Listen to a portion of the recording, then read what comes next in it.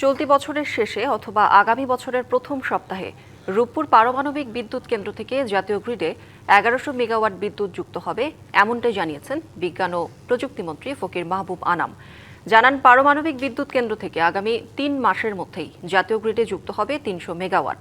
রবিবার সচিবালয়ে সাংবাদিকদের প্রশ্নের জবাবে এসব তথ্য জানান মন্ত্রী। আরও বলেন, বিদ্যুৎ কেন্দ্রটির দ্বিতীয় ইউনিটের ফুয়েল লোডিং পর্যায়ক্রমে শুরু হবে ২০২৭ সালের জুনে। আর ওই বছরের সেপ্টেম্বর থেকে ২২০০ মেগাওয়াট বিদ্যুৎ যুক্ত হবে জাতীয় গ্রিডে।